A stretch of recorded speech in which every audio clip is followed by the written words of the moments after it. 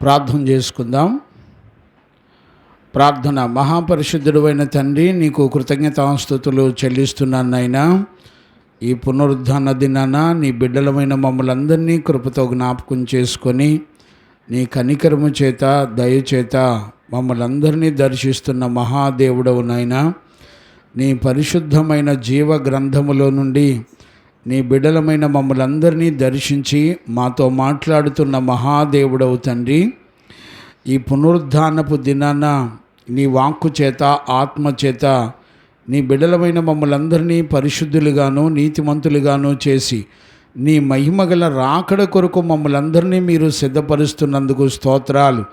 ఈ పరిచర్యల వలన కలిగిన మహిమ ఘనత ప్రభావములన్నీ కూడా మీరే పొందినందుకు కృతజ్ఞతాస్తుతులు చెల్లిస్తూ నీ దయను కనులారా చూచినట్లుగా కృప దయచేయండి. నీ సహాయము చేత మమ్మల్ని అందరినీ దర్శించి నాయనా, మమ్మల్ని అందరినీ నీ రాజ్యము కొరకై నీ రాకడ కొరకై సిద్ధపరుస్తున్నందుకు కృతజ్ఞతాస్తుతులు చెల్లిస్తూ ఈ పరిచర్యలకు విరోధంగా పోరాడుతున్న శత్రువుని సిగ్గుపరిచినందుకు స్తోత్రాలు చెల్లిస్తూ యేసయ్య నిన్ను అడిగి పొంది ఉన్నాము తండ్రి, ఆమేన్. ప్రార్థన ఆలకించి కృపనిచ్చి సమాధానం చేత నడిపించిన యేసయ్యకు స్తోత్రము చేయుదుమో. స్తోత్రం స్తోత్రం స్తోత్రం స్తోత్రం స్తోత్రం.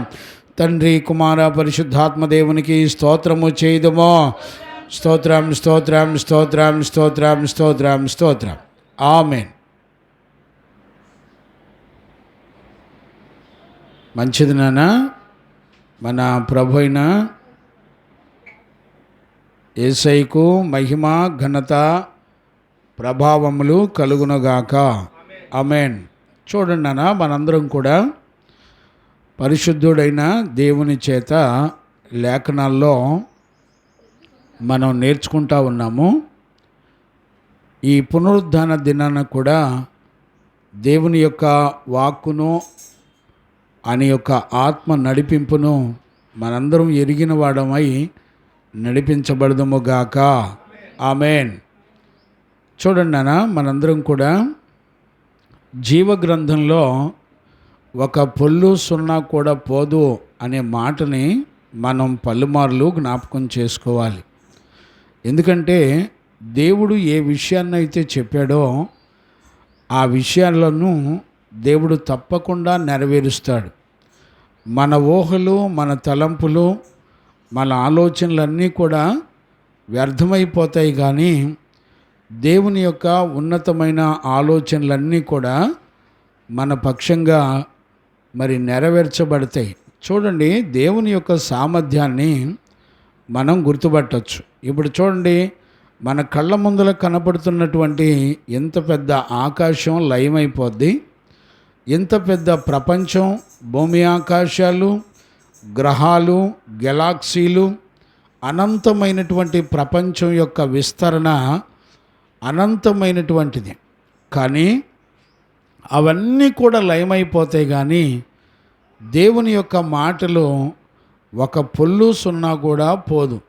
కాబట్టి ఈరోజు మనం నేర్చుకునేటువంటి విషయాలు జీవగ్రంథంలో ఒక్కొక్క వచనాన్ని, ఒక్కొక్క పొల్లు కొమ్మును, దీర్ఘాన్ని కూడా పరిశుద్ధుడైన దేవుని సన్నిధిలో ఆయనకున్న ఆలోచనలన్నీ కూడా నేర్చుకుంటూ వస్తున్నాం. ఈరోజు మనం ప్రతి ఆదివారం నేర్చుకున్నట్లుగా మరి కీర్తనల పుస్తకంలో నుండి 41వ కీర్తన మనం నేర్చుకుంటున్నాం. గత లాస్ట్ సెక్షన్ వరకు మనందరం కూడా 40వ కీర్తన ఆల్రెడీ నేర్చుకుంటూ వచ్చాము. 40వ కీర్తన లాస్ట్ సండే ఆల్రెడీ మనం ముగించుకున్నాం. ఈరోజు 41వ కీర్తన మనందరం కూడా నేర్చుకోవడానికి పరిశుద్ధాత్మ దేవుడు మనందరికీ సహాయం చేసి నడిపించునుగాక. ఆమేన్. ఈరోజు నేర్చుకోబోయే కీర్తన 41వ కీర్తన. ఇది అతి ప్రాముఖ్యమైనటువంటి కీర్తన. కీర్తనల గ్రంథం అంతా కూడా 150 మరి పుస్తకాలు ఉన్నాయి, 150 అధ్యాయాలు ఉన్నాయి.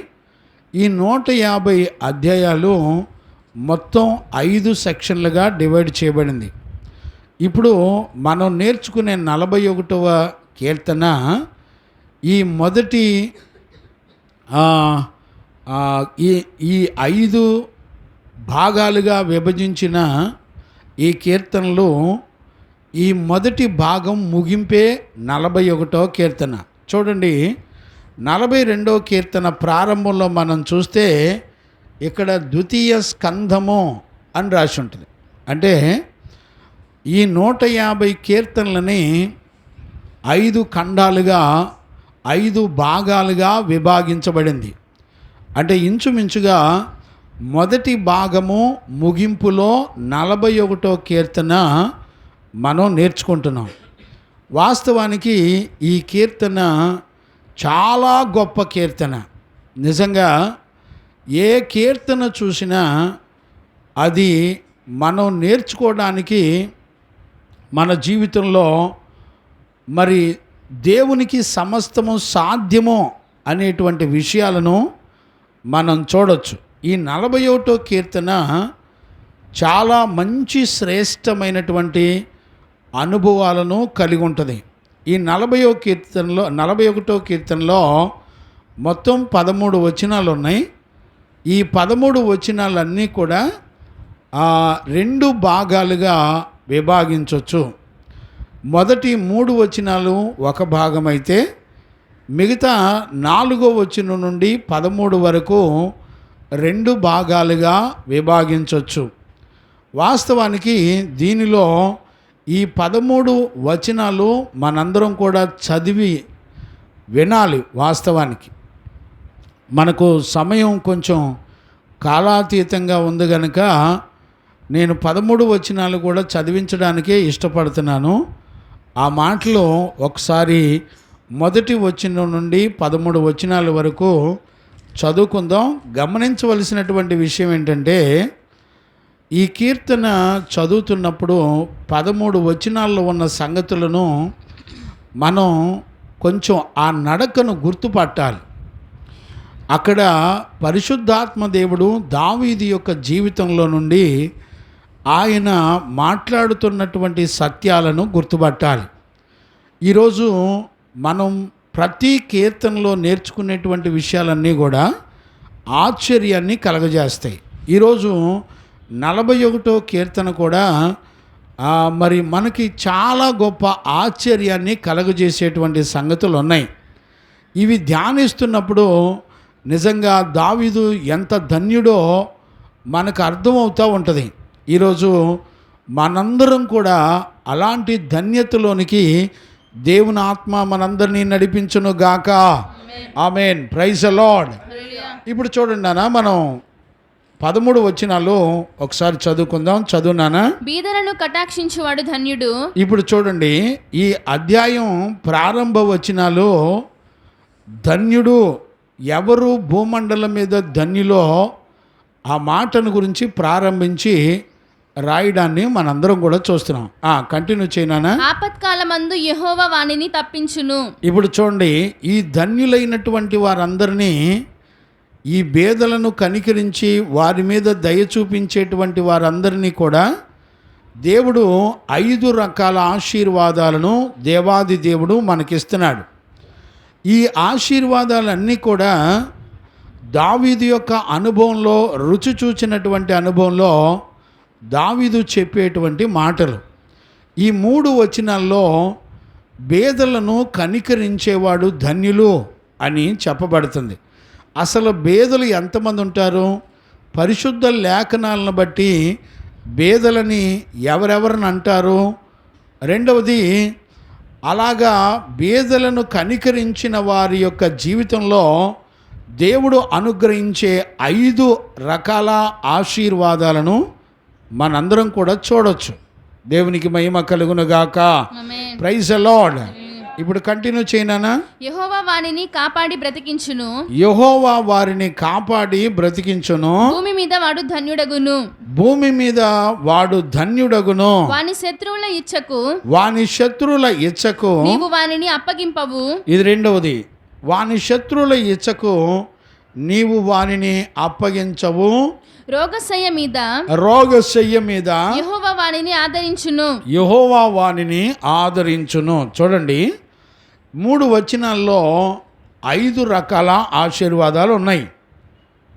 ఒకటి, ఆపత్కాలమందు యెహోవా వానిని తప్పిస్తాడు. రెండవది, యెహోవా వానిని కాపాడి బ్రతికిస్తాడు. మూడవది, భూమి మీద వాడు ధన్యుడిగా ఉంటాడు. నాలుగవది, వాని శత్రువుల ఇచ్చకు వారిని అప్పగించడు. ఐదవది, రోగశయ్య మీద యెహోవా వానిని ఆదరించి స్వస్థత పరుచును అనేటువంటి 5 రకాల ఆశీర్వాదాలను మనం చూడవచ్చు. నేనంటాను, ఇలాంటి ఆశీర్వాదాలను 1 కోటి రూపాయలు ఇస్తే ఎక్కడన్నా దొరుకుతాయండి రాయపు గారు? దొరుకుతాయా? ఏమో దొరుకుతాయేమో, నాకు తెలీదు. డబ్బున్న వాళ్ళు ధన్యులని రాసిందండి రాయపు గారు. 10 ఎకరాలు కొన్నవాడు ధన్యుడు అని ఏమైనా రాసిందా? టేకు తలుపులతో, గ్రానైట్ రాళ్లతో పెద్ద పెద్ద ఆమోసు గ్రంథం ఈ మధ్య ధ్యానం చేస్తున్నాము. ఆమోసు గ్రంథంలో వేసవి ఇళ్ళు ఉన్నాయంట, చలికాలపు ఇళ్ళు ఉన్నాయంట, దంతపు ఇళ్ళు కూడా ఉన్నాయంట. చూసారా? దంతపు ఇళ్ళు కూడా ఉన్నాయంట. అంటే ఎంత లగ్జరీ లైఫో చూడండి. ఆ దంతం అంటే ఏంటి? ఏనుగు దంతాలు గమనించారా? వాటితో కూడా ఇళ్ళు కట్టుకున్నారంట. అంటే అడవిలో ఉన్న ఎన్ని ఏనుగుల్ని చంపుంటారు చెప్పండి. అంటే మనుషుల సుఖానికి ఎన్ని వందల జంతువులనైనా బలిచ్చేటువంటి పరిస్థితులు కూడా ఉన్నాయి. ఇక్కడ మనం గమనించినట్లయితే దేవుని యొక్క వాక్యాన్ని చూస్తున్నప్పుడు మనకు ఆశ్చర్యం కలుగుతుంది. దేవునికి మహిమ కలుగునుగాక. Praise the Lord. హల్లెలూయా. ఇక్కడ మనందరం కూడా గమనించవలసినటువంటి విషయాన్ని మనం చూడొచ్చు. ఇప్పుడు బేదలంటే ఎవరు? వాళ్ళు ఎలాగుంటారు? ధన్యులంటే ఎవరు? అలాంటి ధన్యులకి దేవుడు చేసే మేలులు, ఆశీర్వాదాలు, 5 రకాల ఆశీర్వాదాలు 3 వచనాల్లో రాయబడి ఉన్నాయి. దేవునికి మహిమ కలుగునుగాక. Praise the lord. కంటిన్యూ చేయనా? 4వ వచనం నుండి కంటిన్యూ. యెహోవా నీ దృష్టి ఎదుట నేను పాపము చేసి ఉన్నాను, నన్ను కరుణింపుము, నా ప్రాణమును స్వస్థపరచుము అని మనవి చేసి ఉన్నాను. అయితే నా శత్రువులు నా విషయమై చెడ్డ మాటలాడుచున్నారు. వాడు ఎప్పుడు చచ్చును, వారి పేరు ఎప్పుడు మాసిపోవును అని చెప్పుకొనుచున్నారు. ఒకడు నన్ను చూడవచ్చిన ఎడల వాడు అబద్ధమాడును. వాని హృదయము పాపమును పోగు చేసుకొని ఉన్నది. వాడు బయలు వెళ్ళి వీధిలో దాన్ని పలుకుచున్నాడు. నన్ను ద్వేషించు వారందరూ కూడా కూడి నా మీద గుసగుసలాడుచున్నారు. నశింపచేయవలెనని వారు నాకు కీడు చేయ ఆలోచించుచున్నారు. రోగము వానికి సంభవించి ఉన్నది. వాడు ఈ పడక విడిచి తిరిగి లేవడని చెప్పుకొనుచున్నారు. నేను నమ్ముకొనిన నా హితుడు విహితుడు నా ఇంట భోజనము చేసిన వాడు నన్ను తన్నుటకై తన మడిమెను ఎత్తెను. యెహోవా నన్ను కరుణించి లేవనెత్తుము, అప్పుడు నేను వారికి ప్రతీకారము చేసేదను. నా శత్రువు నా మీద ఉల్లసింపక యుండుట చూడగా నేను నీకు ఇష్టుడనని తెలియనాయను. నా యథార్థతను బట్టి నీవు నన్ను ఉద్ధరించుచున్నావు. నీ సన్నిధిని నిత్యము నన్ను నిలవబెట్టుదువు. దేవుడైన యెహోవా ఇశ్రాయేలుల దేవుడైన యెహోవా శాశ్వత కాలము నుండి శాశ్వత కాలము నుండి శాశ్వత కాలము వరకు శాశ్వత కాలము వరకు స్తుతింపబడును గాక. Amen amen. Praise the Lord. Hallelujah. చూడండి, మొదటి 3 వచనాల్లో 5 రకాల ఆశీర్వాదాలని మనం చూస్తున్నాం. ఎందుకు 5 రకాల ఆశీర్వాదాలు ఎవరికి ఇస్తారట దేవుడు అంటే, పేదలను కనికరించిన వాడు అతనికి 5 రకాల ఆశీర్వాదాలు దేవుడిస్తాడట. ఆ తర్వాత 4వ వచనం నుండి 13వ వచనం వరకు దావీదు తన జీవితంలో ఈ 5 రకాల ఆపదలలో పడినప్పుడు దేవుడు దావీదును ఎలా విడిపించాడో చెప్తున్నాడు. అంటే ఈ 41వ కీర్తన అంతా కూడా మనం ధ్యానం చేయటం మొదలు పెడితే దావీదు యొక్క జీవిత అనుభవంలో దావీదు పేదలను కనికరించే మంచి మనస్సాక్షి కలిగిన వాడిగా బతికాడు. అలా బతికినటువంటి దావీదు యొక్క జీవితంలో 5 రకాల శాపాల నుంచి విడిపించి 5 రకాల ఆశీర్వాదాలను దేవుడు దావీదుకి అనుగ్రహించాడు. చూడండి, ఈ ఆశీర్వాదాల ద్వారానే దావీదు తన బ్రతుకులో కాపాడబడ్డాడు, రక్షించబడ్డాడు, కనికరించబడ్డాడు. ఇప్పుడు వాస్తవానికి ఒక పాపికి ధన్యకరమైన జీవితం ఎవడిస్తాడండి అండి రాయప్ప గారు? ఒక పాపికి నీ ఎదుట నీ పిల్లలు పాపం చేస్తుంటే వాళ్ళకి ధన్యకరమైన జీవితాన్ని నువ్వు ఇవ్వగలవా రాయప్ప గారు? మరేమిస్తావు? శిక్షిస్తావు, అవమానపరుస్తావు, గెంటేస్తాం. గమనించారా? కానీ ఇక్కడ మనం చూస్తున్నటువంటి ఈ 41వ కీర్తన అంతా కూడా మనకు ఒక్క మాటలో చెప్పాలంటే మనము దేవుని యొక్క కనికరాన్ని సంపూర్ణంగా చూడొచ్చు. దేవునికి మహిమ కలుగును గాక.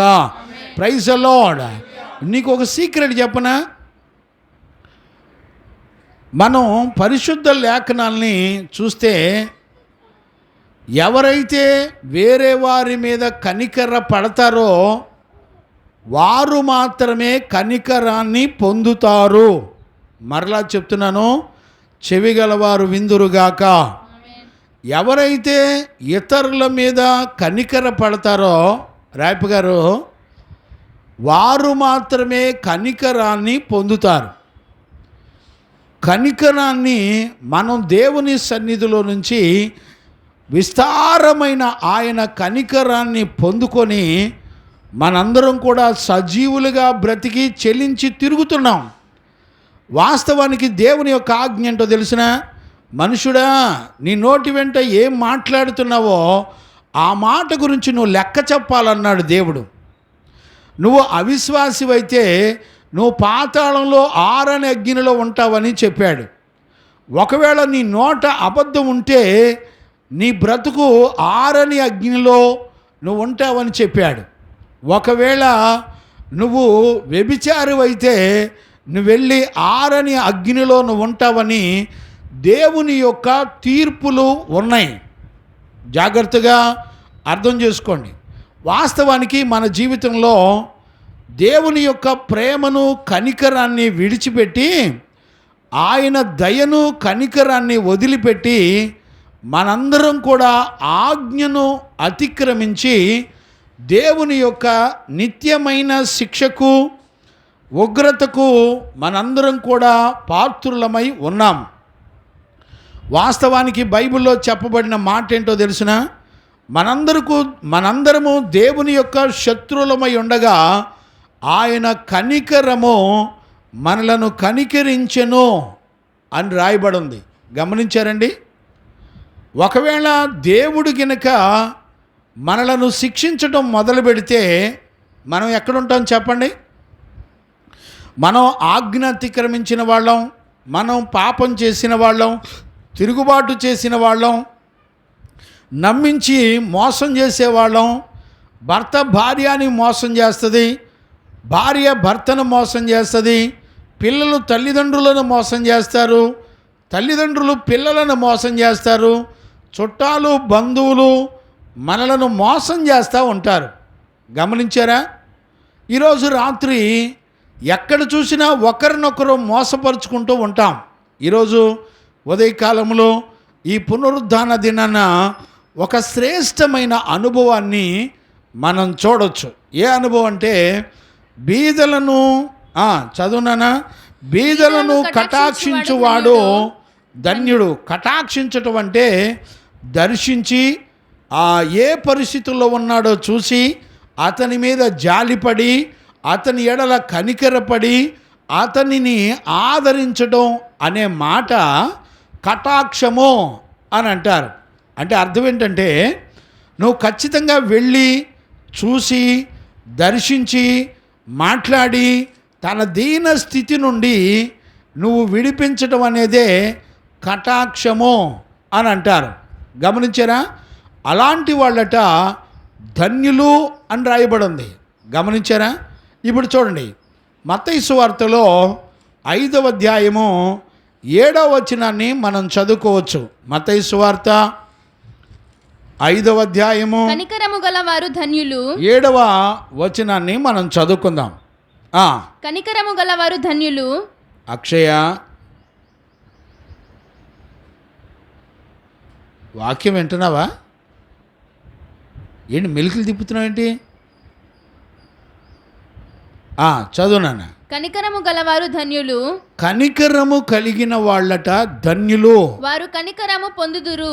వారు కనికరము పొందుదురు. చూడండి, నీ జీవితంలో కనికరము గనక ఉన్నట్టయితే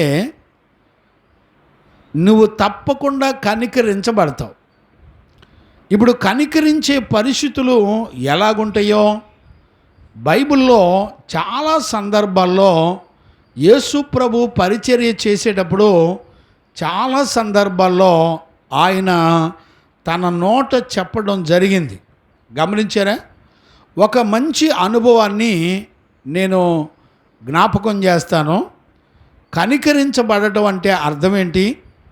లేకపోతే కనికరాన్ని పొందినవాడు ఇతరులను మీద కూడా కనికరాన్ని ఎందుకు చూపించాలి అనేటువంటి అనుభవాన్ని మనం పరిశుద్ధ లేఖనాల్లో చూద్దాం. నేను ఒక అనుభవాన్ని జ్ఞాపకం చేస్తాను. చదవండి నాన్న. మత్తయి సువార్తలో 18వ అధ్యాయము 21 నుంచి మనం చదువుకుంటూ వెళ్దాం. ఇంచుమించు 35 వచనాల వరకు చదువుకోవచ్చు. ఆ సమయమున పేతురు ఆయన యొద్దకు వచ్చి ప్రభువా, నా సహోదరుడు నా ఎడల తప్పిదము చేసిన ఎడల నేను ఎన్ని మారులు అతనిని క్షమించవలెను? 7 మారుల మట్టుక అని అడిగెను. అందుకు యేసు అతనితో ఇలాగనెను, 7 మారులు మట్టుకే కాదు, 7 మారులు మట్టుకే కాదు గాని 70 ఏళ్ల మారు మట్టుకని, 70 ఏండ్ల మట్టుకు, 70 ఏండ్ల మారులు మట్టుకు అని నీతో చెప్పుచున్నాను. కావున ఇప్పుడు చూడండి, ఇక్కడ చూడండి, ఎవరైనా నీ ఎడల తప్పు చేస్తే ఏం చేస్తావు చెప్పండి? ఏం చేస్తావు చెప్పండి? పిల్లోడు దొంగతనం చేశాడు అనుకోండి, ఏం చేస్తాం? వెంటనే ఏం చేస్తాం? రాయపు గారు ఏం చేస్తారండి? వెంటనే అరిచేత్తో లాగి గోపు మీద కొడతారా లేదా? ఎక్కడ కొడతారు? గోపు మీదేగా. కొడితే ఏమవుద్ది? దిమ్మ తిరిగి మైండ్ చూసారా? అంటే ఫిల్ ఇన్ ద బ్లాంక్స్ బాగా ఫిల్ చేసేవాళ్ళ మీరు చిన్నప్పటి నుంచి చదువుకునేటప్పుడు? చూసారా? మంచి జ్ఞానం ఉంది. ఇప్పుడు చూడండి, ఒకవేళ అంటే ఇక్కడ మనం అర్థం చేసుకోవలసినటువంటి విషయం ఏంటంటే మన తప్పుకు శిక్ష అనేది ఉంది. ఇప్పుడు కనికరించటం అనే మాటకు ఉన్నటువంటి సామర్థ్యం ఏంటంటే, నీ ఎడల ఎవరైనా తప్పు చేస్తే దేవుడు అంటాడు, నీవు అతన్ని కనికరించి క్షమించు. నువ్వు గినక కనికరించి క్షమిస్తే నిన్ను కూడా దేవుడు ఏం చేస్తాడు? కనికరము కలిగిన వాళ్ళు ధన్యులు, వాళ్ళు కనికరాన్ని పొందుతారు. అంటే నువ్వు కూడా కనికరాన్ని పొందుతావు. అంటే దేవుని యొక్క ఆలోచన చూస్తే మనలో ఏం జీవితం కావాలని దేవుడు మనలో ఏ జీవితం కావాలని దేవుడు కోరుకుంటున్నాడు అంటే మనము కనికరము కలిగినటువంటి వారిగా ఉండాలని దేవుడు కోరుకుంటున్నాడు. ఇప్పుడు మనం కనికరం అనేది మనలో ఎందుకు ఉండాలి అంటే కనికరం కలిగిన వాళ్ళు కనికరాన్ని పొందుతారు. దేవునికి మహిమ కలుగును గాక. Praise the Lord. అంటే ఒకవేళ నువ్వు కనికరించబడకపోతే, ఇప్పుడు దేవుని దృష్టికి మనం తప్పు చేశాం, వాక్యానికి విరుద్ధమైనటువంటి పాపం చేశాం. దేవుడు పండు తినొద్దన్నాడు, తిన్నాం. తిన్నప్పుడు ఇప్పుడు ఏం చేయాలా? దేవుడు ఏం చేయాలి రాయప్ప గారు? దేవుడు నిన్ను సినిమాలు చూడొద్దన్నాడు, ఇప్పుడు ఏం చేయాలి? దేవుడు నిన్ను బూతులు తిట్టొద్దన్నాడు, నిన్నేం చేయాలి? ఆలోచించండి. దేవాది దేవుడు నిన్ను కనికరించాలి. గమనించారా? ఇప్పుడు మనందరం ఒక దొంగతనం చేసామనుకోండి, దొరికిపోయాం. దొరికిపోయిన వెంటనే మనం ఏమని అడుగుతాం చెప్పండి? ఏమని అడుగుతాం? అయ్యా మమ్మల్ని క్షమించండి అయ్యా, ప్లీజ్ అయ్యా మమ్మల్ని క్షమించండి అయ్యా అంటావా లేదా? అంటే తప్పుకు శిక్ష నుండి తప్పించుకోవడానికి దేవుడు ఉపయోగించేది ఏంటో తెలిసిన? దేవుని యొక్క కనికరమును. Praise the Lord. హల్లెలూయా. గమనించారా? ఈరోజు ఉదయకాలంలో మనకు అర్థం కావలసినటువంటి దేవుని యొక్క సంకల్పం ఏంటంటే మనందరం కనికరించబడాలి, కనికరాన్ని పొందుకోవాలి. గమనించారా? ఒకవేళ కనికరం కనుక మన దగ్గర లేకపోతే మనం కనికరించబడలేమో. ఇక్కడ చూడండి, దావీదు దగ్గర ఏ జీవితం ఉందో ఇక్కడ 41వ కీర్తనలో ఆయన చూడండి 4వ వచనం చదువునానా? యెహోవా నీ దృష్టి ఎదుట నేను పాపము చేసి ఉన్నాను, కరుణింపుము. ఇప్పుడు చూడండి ఏమని అడుగుతున్నాడు? అయ్యా నీ దృష్టికి నేను పాపం చేశాను కాబట్టి నన్ను కనికరించు. అంటే పాపి మీద కనికరం ఉన్నప్పుడు ఏం జరుగుతుందంటే తన శిక్ష నుండి తప్పించబడతారు. చప్పట్లు కొట్టండి గట్టిగా. దేవునికి మహిమ కలుగును గాక. Praise the Lord. హల్లెలూయా. గుర్తుపట్టారండి? ఒక అద్భుతమైనటువంటి విషయాన్ని మనం వింటున్నాం. అంటే దేవుని యొక్క కనికరాన్ని ఈ రోజున మనం కనులారా చూడగలుగుతున్నాం. దేవునికి మహిమ కలుగును గాక. Praise the Lord. దేవుని యొక్క ఆలోచనను మనం కనులారా చూడగలుగుతున్నాం. చూడండి, ప్రపంచంలో ఇప్పుడు దేవుని యొక్క సంకల్పాన్ని మనం చూస్తున్నాం.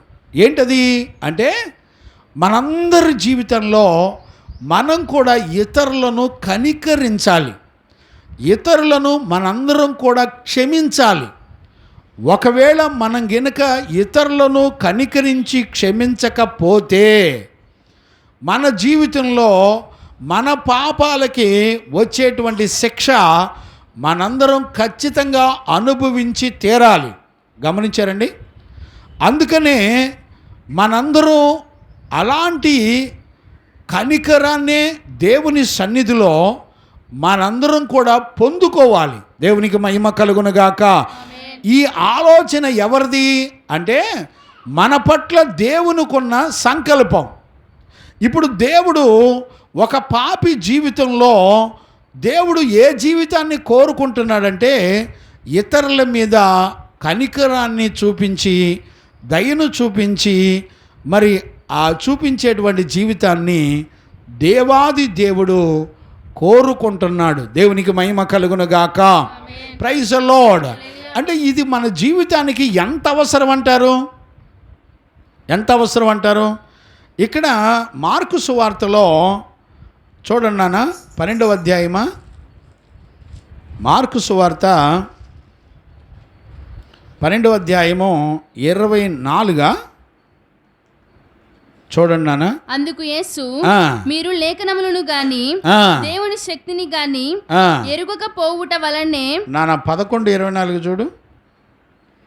అందుచేత ప్రార్థన చేయునప్పుడు మీరు అడుగుచున్న వాటి నెలను పొంది ఉన్నారని నమ్ముడి, అప్పుడు అవి మీకు కలుగునని మీతో చెప్పుచున్నాను. మీరు క్షమించండి,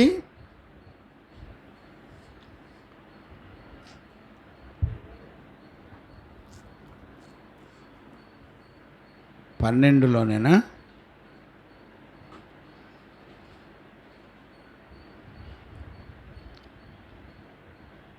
మీకెవరి మీదైనా కోపం ఉన్నాయో అతను క్షమించండి, మీరు కూడా క్షమించబడతారని ఉంటుంది. చూడండి నాన్న.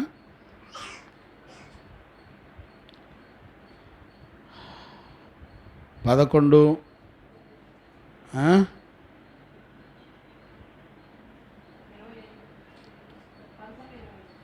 25 అంటే చూడండి నాన్న.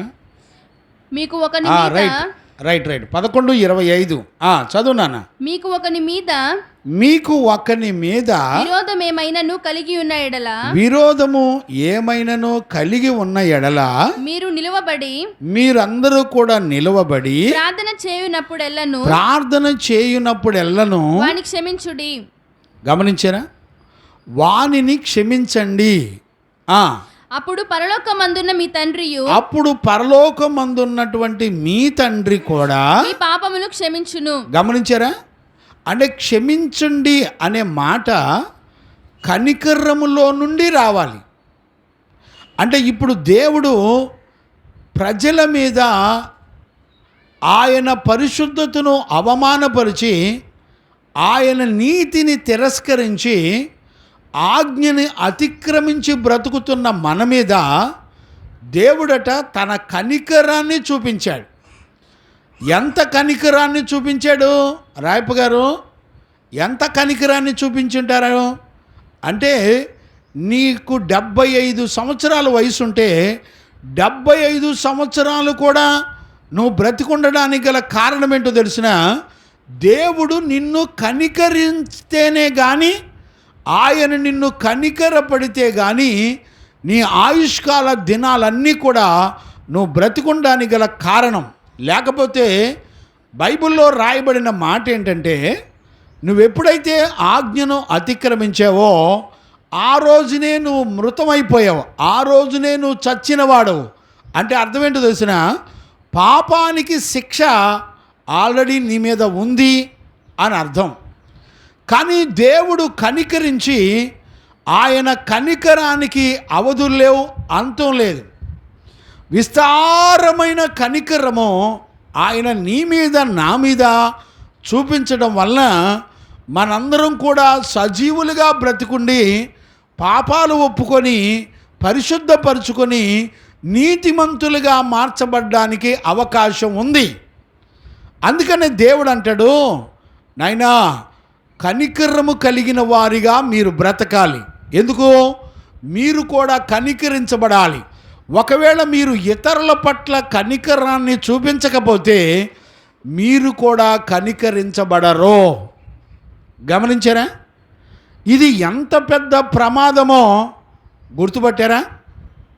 ఈరోజు ఉదయకాలంలో మనము దేవుని సన్నిధిలో కనికరాన్ని సంపాదించుకోకపోతే మనందరం కూడా దేవుని యొక్క తీర్పులో ఉంటాము అనేటువంటి సంగతి మనందరం ఖచ్చితంగా గుర్తుపట్టాలి. దేవునికి మహిమ కలుగునుగాక. ఆ మాట చదువున్నానా? యాకోబు పుస్తకము 2వ అధ్యాయం 13వ వచనాన్ని మనం చదువుకుందాం. యాకోబు పుస్తకం కనికరము చూపనివాడు 2వ అధ్యాయం 13వ వచనం. కనికరము చూపించనిటువంటి వాడు కనికరము లేని తీర్పు పొందును. ఇప్పుడు చూసారా? కనికరము చూపించకపోతే కనికరము లేని తీర్పు. అంటే మన జీవితంలో ఇతరులు నీకు అన్యాయం చేసినా, పాపం చేసినా, ఒకవేళ నువ్వు క్షమించకపోతే, గమనించారా, నువ్వు గనక కనికర పడకపోతే ఏమవుతుందంట? నువ్వు ఖచ్చితంగా దేవుని యొక్క తీర్పులోకి వెళ్ళిపోతావు. గుర్తుపట్టారా? ఇప్పుడు కనికరించేటువంటి దేవుని దగ్గర విస్తారమైన కనికరాన్ని మనం పొందినా, నువ్వు కూడా దేవుని దగ్గర కనికరం పొందినటువంటి నువ్వు ఇతరుల మీద నువ్వు ఖచ్చితంగా కనికరపడాలి. ఆ కనికరపడే బ్యాచ్లో ఎవరుంటారు తెలిసిన? 2 రకాల పేదవాళ్ళు ఉంటారు. ఒకటి నిజంగా మరి పేదరికంలో గడుపుతున్నటువంటి వాళ్ళు, రెండవది పరిశుద్ధుల గుంపు. దేవునికి మహిమ కలుగునుగాక. Praise the lord. 2 రకాల పేదవాళ్ళు ఉంటారు. ఒక పేదవాళ్ళు మనకు ఆల్రెడీ తెలుసు. రెండో రకమైనటువంటి పేదవాళ్ళు ఎలాగుంటారో ఒకసారి మనం లేఖనాల్లో చూద్దాం. చూడండి, లూకాసు వార్త 6వ అధ్యాయం 20వ వచనాన్ని మనం చదువుకుందాం. అంతటా ఆయన, లూకాసు వార్త 6వ అధ్యాయం 20వ వచనాన్ని మనం చదువుకుందాం. అంతటా ఆయన తన శిష్యుల తట్టు పారచూచి ఇట్లా నేను, బీదలైన మీరు ధన్యులు, బీదలైన మీరు ధన్యులు, దేవుని రాజ్యము మీది. చూడండి, దేవుని యొక్క రాజ్యము మీది. అంటే బేదలు ఒకళ్ళేమో శారీరకంగా కనపడేటువంటి బేదలు, రెండవ వాళ్ళేమో పరిశుద్ధులైనటువంటి అపోస్తులు, పరలోక రాజ్యము కొరకై ఈ లోకంలో ఉన్న వాటినన్నిటినీ నష్టముగా ఎంచుకున్నటువంటి పేదవాళ్ళు. దేవునికి మహిమ కలుగునుగాక. Praise the Lord. యేసు ప్రభు మత్తయి సువార్త 4వ అధ్యాయం 18లో ఆయన పేదవాళ్ళు ఎలాగుంటారో చూడండి. 4:18. యేసు గలిలయ సముద్ర తీరమున నడుచుచుండగా పేతురు అనబడిన సీమోను, అతని సహోదరుడైన ఆంద్రియ అను 2 సహోదరులు సముద్రములో వలవేయుట చూచెను. వారు జాలరులు. ఆయన, నా వెంబడి మీరు రండి, నేను మిమ్మును మనుషులను పట్టు జాలరులుగా చేతునని వారితో చెప్పెను. వెంటనే వారు వలలు విడిచిపెట్టి ఆయనను వెంబడించిరి. ఇప్పుడు ఎవరండి పేదవాళ్ళు ఎవరండి? దేవుని పిలుపు మేరకు సమస్తాన్ని విడిచిపెట్టిన వారు ధన్యులు. వాళ్ళు కనికరము పొందుతారు. వాళ్ళు ఇతరులను కూడా కనికరిస్తారు. గమనించారా? ఈరోజు ఉదయకాలంలో మనం చాలా జాగ్రత్తగా అర్థం చేసుకోవాలి. రెండవది, ఇంకొక మాట నేను జ్ఞాపకం చేస్తాను. చూడండి, రోమాపత్రిక 15వ అధ్యాయం 26వ వచనాన్ని కూడా మనం చదువుకుందాం. రోమాపత్రిక 15వ అధ్యాయం 26వ వచనం. ఏలయనగా యెరూషలేములో ఉన్న పరిశుద్ధులలో బీదలైన వారి నిమిత్తము. ఎవరంట? పరిశుద్ధులలో పేదలంట. రాయపు గారు వింటారండి? వినపడిద్ది అంటారా? పరిశుద్ధులలో బేదలంట. ఎవరాళ్ళు? ప్రతిష్ఠితులైన అపోస్తులు. ఎందుకని? వాళ్ళు దేవుని యొక్క కనికరాన్ని పొందిన వాళ్ళు. ఎందుకని? వాళ్ళు దేవుని మాట ప్రకారంగా సమస్తాన్ని విడిచిపెట్టి జీవము గల దేవుని వెంబడించేటువంటి ప్రజలు, దేవుని పరిశుద్ధులు. అందుకనే బైబిల్లో రాయబడిన మాట ఏంటో తెలిసిన? దేవుని పరిశుద్ధులు అని రాయబడింది. దేవునికి మహిమ కలుగునుగాక. Praise the Lord. హల్లెలూయా. గమనించారా నాన్న? దేవుని పరిశుద్ధులు అనేటువంటి విషయాన్ని మనం చూస్తున్నాం. గమనించారా? ఈరోజు ఉదయకాలంలో ఎవరంట? అలాంటి వాళ్ళకి, పరిశుద్ధులైన బీదవారికి మీరు చందాను చదువునానా, కంటిన్యూ చేయనా? 15:26. ఏలయనగా యెరూషలేములో ఉన్న పరిశుద్ధులలో, యెరూషలేములో ఉన్నటువంటి పరిశుద్ధులలో బీదలైన వారి నిమిత్తము మాసిదోనియా వారును అకయ వారును కొంత సొమ్ము చందా వేయనిష్టపడిరి. ఇప్పుడు చూసారా, ఇప్పుడు బేదల కంట చందా కలెక్ట్ చేసి పరిశుద్ధులైనటువంటి బేదలకి ఇచ్చారంట. అంటే వారి మీద కనికర పడ్డారు. ఇప్పుడు చూడండి, మన కళ్ళ ముందుల అడుక్కునే వాళ్ళు ఉంటారు, వారి మీద కనికర పడాలి. ఇప్పుడు పరిశుద్ధులైన బేదలంటే ఏంటి? వాళ్ళు ఎవరి మీద కనికర పడతారు? పరిశుద్ధులైన బేదలంటే పాపుల మీద కనికర పడేవాళ్ళు. పాపంలో బంధించబడిన వారిని కనికరము చేత దేవుడు నేర్పిన పరిశుద్ధ జీవితాన్ని నేర్పి మీకు బుద్ధి చెప్పి సరిచేసి పరలోక రాజ్యానికి సిద్ధపరిచి నరకాగ్ని గుండా నుండి మిమ్మల్ని కాపాడేవాళ్ళు పరిశుద్ధులు. వాళ్ళు పాపుల మీద కనికర పడిన వాళ్ళు. ఈ స్వభావం ఎక్కడదంటే ప్రభు అయిన యేసుక్రీస్తుది. గమనించారా? యేసుక్రీస్తు పాపుల రక్షకుడు. రాయప్ప గారు కనికర పడుతున్నారండి. మీకు వాక్యం చెప్పి బుద్ధి తెచ్చే వారి మీద కనికరపడి జాలిపడి చందాలు కలెక్ట్ చేసి ఇస్తున్నారా? అవునా? చూసారండి? ఇప్పుడు మనకు అర్థం కావలసినటువంటి విషయం ఏంటో చెప్పనా? ఒక వ్యక్తి కనికరాన్ని పొందితే అతడు దేవుని చేత కనికరించబడతాడు. గమనించారా? అందుకనే దావీదు చూడండి, ప్రభువా నేను పాపంలో పడున్నాను, అయ్యా నన్ను కనికరించు అంటున్నాడంటే అర్థం ఏంటి? దావీదు తన జీవితంలో ఇతరులు తన విషయంలో తప్పిదం చేసినప్పుడు, పాపం చేసినప్పుడు దావీదు ఇతరులను క్షమించేవాడిగా ఉన్నాడు. చప్పట్లు కొట్టు గట్టిగా, దేవునికి మహిమ కలుగును గాక.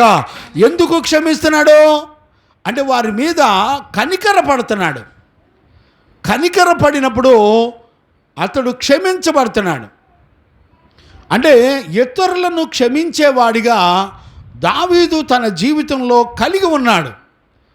ఇతరులను క్షమించినప్పుడు దావీదు యొక్క జీవితంలో ఏ అనుభవాన్ని కలిగి ఉన్నాడంటే దేవుని చేత కాపాడబడి రక్షించబడుతున్నాడు. అతడు దావీదు, దేవుడు దావీదుని ధన్యుడు అని ధన్యకరమైనటువంటి జీవిత అనుభవంలోకి నడిపిస్తున్నాడు. ఒక అద్భుతమైన విషయం ఏంటో తెలిసిన, ఇప్పుడు చదువునానా మొదటి వచనం చదువునానా 41వ కీర్తన. బీదలను కటాక్షించువాడు ధన్యుడు. 41వ కీర్తన మొదటి వచనం. బీదలను కటాక్షించువాడు ధన్యుడు. బీదలను కటాక్షించువాడు ధన్యుడు. ఆపత్కాలమందు యెహోవా వానిని తప్పించును. ఇప్పుడు చూడండి, ఇప్పుడు దావీదు ఇతరులు తన పట్ల పాపం చేసినప్పుడు క్షమించేవాడిగా ఉన్నాడు గనక దావీదు కూడా పాపంలో ఉన్నప్పుడు మొరపెట్టి అయ్యా నన్ను క్షమించన్నాడు అని. ఎప్పుడైతే ఇతరుల మీద కనికరం కలిగిన బ్రతుకు దావీదులో ఉందో దేవుడు కూడా దావీదును క్షమించడం మొదలుపెట్టాడు. దేవునికి మహిమ కలుగును గాక. Praise the Lord. ఇప్పుడు అలాంటి కనికరము కలిగి క్షమించినప్పుడు మనం ఇప్పుడు చూస్తున్నటువంటి మాట ఏంటంటే 5 రకాల ఆశీర్వాదాలను దేవుడు మనకి ఇచ్చాడు. ఇప్పుడు ఆ 5 రకాల ఆశీర్వాదాల్లో మొట్టమొదటిది ఏంటిదంట? కంటిన్యూ చేయనన్న 41 కంటిన్యూ చేయి. యెహోవా వానిని కాపాడి బ్రతికించును. ఇప్పుడు చూడండి, మొట్టమొదటిది మనం చూస్తే యెహోవా వానిని కాపాడి బ్రతికించును. భూమి మీద వాడు ధన్యుడగును. ఇప్పుడు గమనిస్తున్నారన్నా, ఒక్కొక్క మాటను గమనించండి. ఆపత్కాలమున యెహోవా వానిని తప్పిస్తాడట. ఎప్పుడు నువ్వు తప్పించబడతావు అంటే పరిశుద్ధులైనటువంటి దైవజనులు నీ మీద కనికరపడి వాళ్ళు పేదవాళ్ళుగా ఉండి నువ్వు నరకానికి వెళ్ళటానికి ఇష్టం లేక వాళ్ళు దేవుని పిలుపు మేరకు వారికి కలిగినవన్నీ కూడా విడిచిపెట్టి వెంబడించి పాపంలో ఉన్న నీ మీద నీతిమంతులైన పరిశుద్ధులు కనికరం చూపించి నీ కొరకు ప్రార్థించి నీ కొరకు బుద్ధి చెప్పి నిన్ను సరిచేసి కాపాడేటువంటి పరిశుద్ధుల మీద నువ్వేం చేయాలా? కనికరపడాలి. పరిశుద్ధుల కొరకు నువ్వేం చేయాలా? కానుకలు ఇవ్వాలి. గమనించావా? ఎప్పుడైతే వారి మీద కనికరపడి వాళ్ళ అక్కర అవసరతలు తీర్చావో దేవుడు అంటాడు, ఆపత్కాలం వస్తుంది కదా, మన బతుకులో ఆపద వస్తుందంట. ఏ ఆపద వస్తుంది చెప్పండి? ఆపదలు ఎన్ని రకాలుగా వస్తాయి ఏమండి? ఆపదలు ఎన్ని రకాలుగా వస్తాయి విజయ్ అన్నయ్య? ఆపదలు ఎన్ని రకాలుగా వస్తాయి చెప్పండి.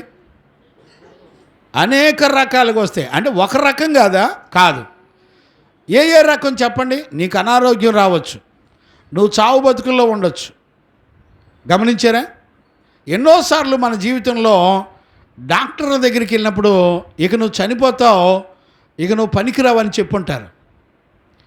గమనించారా? ఇది నీకు కలిగిన ఆపద కదా. యాక్సిడెంట్లు అవుతాయి, ఆపద కదా. ఆర్థిక ఇబ్బంది వస్తుంది, ఆపద కదా.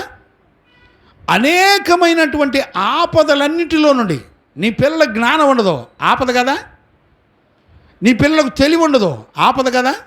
నీ పిల్లలు దేవునికి లోబడరు, ఆపద కదా. నీ భర్త దేవునికి లోబడరు, ఆపద కదా. నీ భార్య దేవునికి లోబడదు, ఆపద కదా. ప్రేమించరు, ఆపద కదా. మోసం చేస్తారు, ఆపద కదా. నువ్వు మోసగించబడి నీ ఆస్తిని కోల్పోతావు, మోసం కదా, ఆపద కదా. అంటే ఇప్పుడు దేవుడు అంటాడు, నువ్వు కినక పేదవారి మీద నువ్వు కనికరపడితే దేవుడు నీకు ఇచ్చే ఆశీర్వాదం ఏంటో తెలిసిన? నీకు ఆపదలు వచ్చినప్పుడు నిన్ను, నీ భార్యని, నీ బిడ్డల్ని కాపాడే శక్తి దేవునికి ఉంది. దేవుడు నీ కొరకు వాగ్దానం చేస్తున్నాడు, నా పరిశుద్ధులైనటువంటి పేదవారిని నువ్వు గిన కాపాడితే వాళ్ళ కొరకు నువ్వు చందాలు ఇచ్చి నువ్వు పోషించగలిగితే ఆయన అంటాడు, నిన్ను ఖచ్చితంగా నీకు ఆపద వస్తే నేను కాపాడే దేవుడను. నేను అంటాను, ఈరోజున డబ్బు ఉంది కదండి, డబ్బు నిన్ను కాపాడదా? ఈరోజున నీకు అందం ఉంది కదా, కాపాడదా? రాయపు గారు వయసు బలం ఉంది కదా, 10 మందిని కొట్టి చంపేయచ్చు కదా, అవునా కాదా? నీ బలం నిన్ను కాపాడదా? నీ ఆస్తి నిన్ను కాపాడదా? నీ వెండి బంగారాలు నిన్ను కాపాడదా? ఆలోచించండి ఒకసారి. దేవుడు అంటాడు, నీకు ఆపదలు ఎన్ని రకాలుగా వచ్చినా నేను నిన్ను కాపాడుతాను. ప్రైజ్ ది లార్డ్, హల్లెలూయా. అంటే నీకు ఇప్పుడు ఏ జీవితం నీకు కావాలని దేవుడు కోరుకుంటున్నాడంటే, బీదల మీద నువ్వు కనికరపడాలి, బీదలను గమనించుకోవాలి. నువ్వెప్పుడైతే బీదలను కనికరపడి వారి మీద నీ మనసు కలిగి వారిని ఆదరిస్తూ ఉంటావో, వాళ్ళ దగ్గరికి వెళ్ళి పలకరిస్తూ ఉంటావో. చూడండి, చాలాసార్లు చాలామంది పిల్లలు దైవజనుల దగ్గరికి వచ్చి పలకరిస్తూ ఉంటారు, అయ్యా ఏంటి పరిస్థితులు, ఏం కావాలి, ఏంటి ఇప్పుడు కోటాలు ఉన్నాయి, ఏం చేయాలి, ఇప్పుడు సేవకులు కోటాలు ఉన్నాయి, ఏం చేయాలి అండ్ రాయపు గారు. మా నాన్నగారు రోజు అడుగుతారండి, ప్రతిరోజు అడుగుతూ ఉంటాడు, అయ్యా కొడుక పరిచర్యకి ఏం కావాలిరా, నీ మీద నేను కనికరపడాలనే మనసు వచ్చిందిరా, అంతేగా. దేవుడు అంటాడు, పేదలైన సేవకులను నువ్వు కనికరపడితే నీకు ఆపదలు వస్తాయి చూసావా, నీకు శ్రమలు వస్తాయి చూసావా, నీ ప్రాణం పోయే పరిస్థితులు వస్తాయి చూసావా. దేవుడు అంటాడు, ఆయనే దిగొచ్చి నీ దగ్గరికి వచ్చి నిన్ను, నీ పిల్లల్ని ఆపదలో ఏ ఆపదలో ఉన్నావో చూసుకొని ఆయన నిన్ను విడిపించే దేవుడు. ప్రైజ్ ది లార్డ్, హల్లెలూయా. ఆయన కనికర పడతాడట. అందుకనే ప్రభు అంటాడు, కనికరము కలిగిన వారు ధన్యులు. ఎందుకని? వాళ్ళు కనికరించబడతారు. Praise the Lord. దేవుని చేత కనికరించబడతారు. దేవుడు గనుక నిన్ను కనికరపడితే నీ పాపం ఎంత ఘోరమైందన్నా ఆయన నిన్ను పరిశుద్ధపరుస్తాడు. చప్పలు కొట్టు గట్టిగా, దేవునికి మహిమ కలుగునుగాక. ఆయన నిన్ను పవిత్రపరిచి పరిశుద్ధపరుస్తాడు. నమ్మగలిగిన వారు ఉన్నారండి? విశ్వసించగలిగిన వాళ్ళు ఉన్నారంటారా? ఈ రోజున దేవుని యొక్క సంగతులు నీ జీవితంలో ఎలా దీవించబడతావో, ఆశీర్వాదాలు నీకు ఎలా వస్తాయో నువ్వు పరిశుద్ధ లేఖనాల్లో చూసే అలవాటు లేదండి. ఇప్పుడు వాక్యంలో చూసి నీ పిల్లలకి ఈ జీవితం నేర్పుతావండి. నీ పిల్లలకి నీకున్నాయన్నీ అనుభవించడం నేర్పుతావు తప్ప, అయ్యా పరిశుద్ధుల అవసరాలు తీర్చడానికి ఖర్చు అవ్వాలి అనే మాట నీ బిడ్డలకు నేర్పుతావా? నువ్వు నేర్చుకుంటావా? దేవుడు నీకు ఇచ్చే ఆశీర్వాదం చూసావా? నువ్వు శ్రమలో మరణంలో ఉంటే, అనారోగ్యాల మధ్యలో ఉంటే, నీ పాపం నిన్ను పట్టుకునే పరిస్థితుల్లో ఉంటే, నిన్ను పాతాళానికి తీసుకెళ్లే పరిస్థితుల్లో ఉంటే, దేవుడట నిన్ను మరణానికి అప్పగించడంట. ఆయన వచ్చి నీకు తోడుగా ఉండి నీ మీద కనికరపడి నిన్ను క్షమించి నిన్ను రక్షిస్తాడట. నేనంటాను, మనిషికి దేవుని వలన కనికరించబడే జీవితం కన్నా ధన్యకరమైన జీవితం ఇంకేమన్నా ఉంటుందండి? మరి నీ బిడ్డలకి ఏ జీవితం నేర్పుతున్నావు? నీ కుటుంబానికి ఏ జీవితం నేర్పుతున్నావు? నీ జీవితంలో ఏ జీవితాన్ని చూపిస్తున్నావు?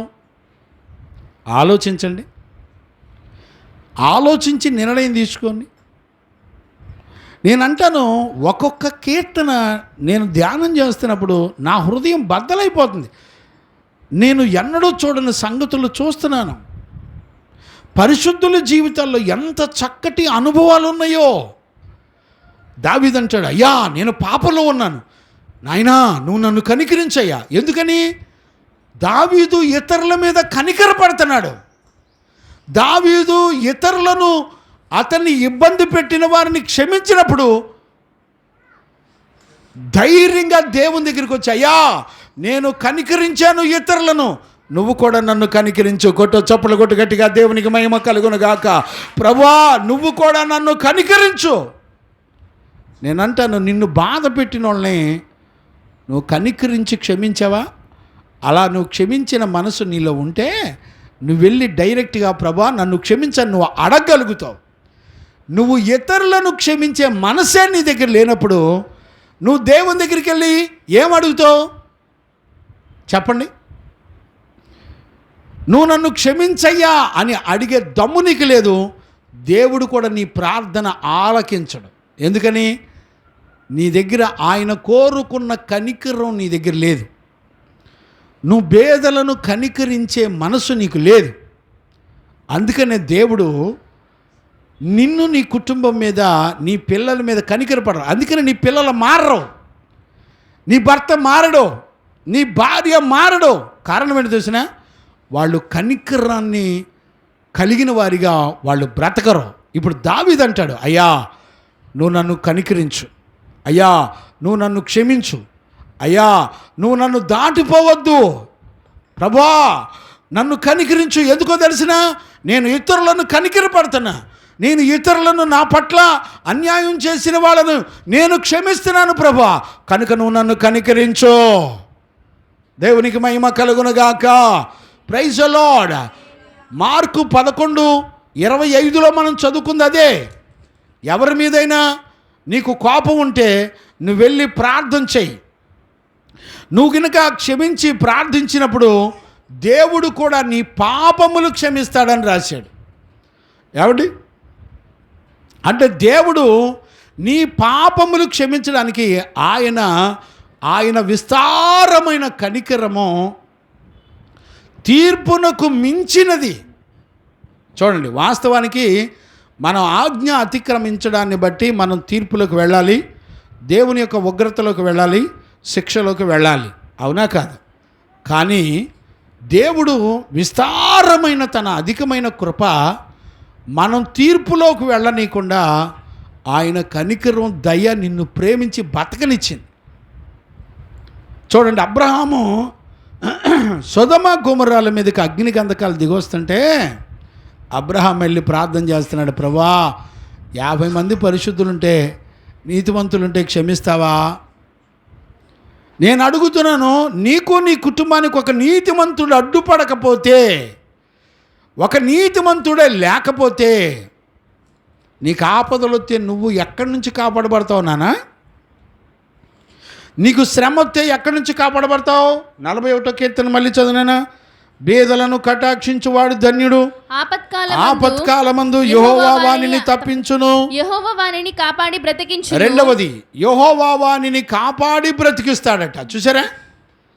నీకు ఆపదలు వస్తే దేవుడు తప్పిస్తాడు, నీకు ప్రాణాపాయం వస్తే దేవుడు నిన్ను కాపాడి బ్రతికిస్తాడంట. అంటే నిన్ను చావనివ్వడం, నిన్ను మరణానికి అప్పగించడం, నిన్ను బ్రతకనిస్తాడు. ఎందుకు నువ్వు నీలో ఏం చూస్తే నిన్ను బ్రతకనిస్తాడు తెలిసిన? ఇతరుల మీద నువ్వు కనికరపడాలి, ఇతరుల మీద నువ్వు జాలి పడాలి. చాలాసార్లు నేను ఆఫీసులో ఉండగా నా కారు అప్పుడప్పుడు కారు డిపార్ట్మెంట్ది ఆఫీస్ది వేసుకొని వచ్చినప్పుడు పరిచర్యలకు అప్పుడప్పుడు ఇచ్చేసేవాడిని. నేను ఇచ్చేసి, అంతేనండి రాయపు గారు, నేను బండి మీద వెళ్ళేవాడిని. ఒక్కోసారి నా బండి కూడా ఇచ్చేసి నడుచుకుంటూ వెళ్ళేవాడిని. రాయపు గారు ఏమనేవాళ్ళు, నీకేమన్నా మెంటలారా, నీకేమైనా మెంటల్ వచ్చిందా? నీ బైకులు వదిలేసి, నీ కార్లు వదిలేసి నువ్వు నడుచుకుంటూ వెళ్ళటం ఏంటి? అసలు ఆటోలకి వెళ్ళటం ఏంటి?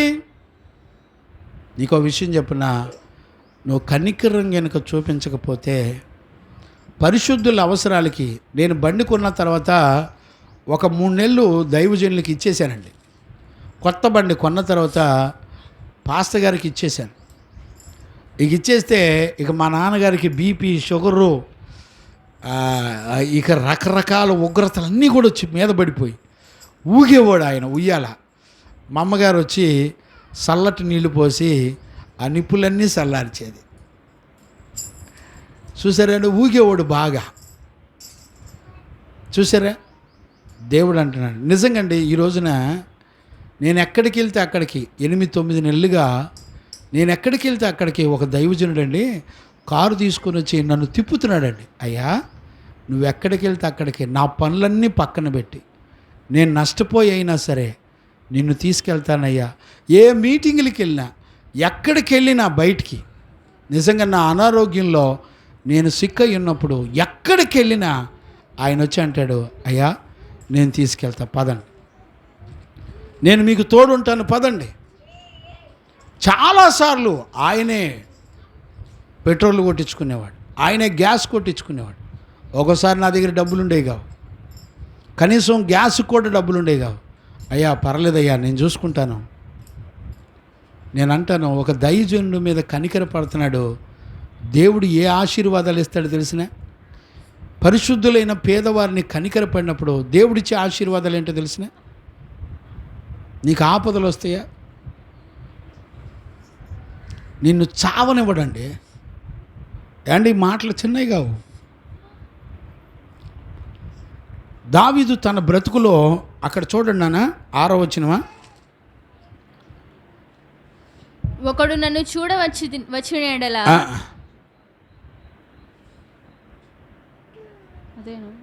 8వ వచనమా, అతడు చనిపోవాలని కోరుకుంటారని ఉంటుంది. అతడు చచ్చును. 5వ వచనం చదువునాను. అయితే నా శత్రువులు నా విషయమై చెడ్డ మాటలాడుచున్నారు, వాడు ఎప్పుడు చచ్చును. ఇప్పుడు చూసారా? ఇప్పుడు దావీదు యొక్క శత్రువులంతా ఏం కోరుకుంటున్నారు చెప్పండి? ఏం కోరుకుంటున్నారు చెప్పండి? దావీదు చావును కోరుకుంటున్నారు. చూడండి, దావీదు ఇతరుల మీద కనికరపడిన మనసు. ఇప్పుడు చూడండి, దావీదు సౌలును చంపాలని చూశాడు, అవునా? ఎన్నోసార్లు చంపాలని చూశాడు, అవునా? ఈట విసిరి ఎన్నోసార్లు దావీదుని సౌలు చంపాలని చూస్తే, దావీదుకు సౌలును దేవుడు అప్పగించినా కూడా సౌలును దావీదు చంపాడండి? చంపలా. అభిషక్తుడైనటువంటి తన యజమానిని ఎన్నడూ కూడా ముట్టుటకు యోగ్యుడను కానని దేవుని తీర్పుకు భయపడ్డాడు. ఈ రోజున మనమైతేనా దైవజనులేడు ఏం లేవు, కొట్టి పారేస్తాం, తిట్టి పారేస్తాం, దూషించి హేళన చేస్తాం. ఏమండి, దావీదుకి సౌలు మీద అధికారం వచ్చింది, అవకాశం వచ్చింది, చంపేయడానికి అవకాశం వచ్చింది ఎన్నోసార్లు. ఇంకా దావీదు ఏమన్నా తెలుసా, సౌలు పక్కన ఉన్న పని వాళ్ళని గద్దించాడు, రే పనికి మాలినోళ్ళారా, నీ యజమానుడు నిద్రపోతుంటే సరిగ్గా కాపలా కాయలేని ఎదవల్లారా, జాగ్రత్త అని గద్దించాడండి దావీదు. గమనించారా? కానీ చంపలా. ఇప్పుడు శత్రువులందరూ దావీదు మీద వీడెప్పుడు చేస్తారా అని చూస్తే చదువునన్నమాట 5వ వచనం కంటిన్యూ చేయి. అయితే నా శత్రువులు నా విషయమై చెడ్డ మాటలాడుచున్నారు.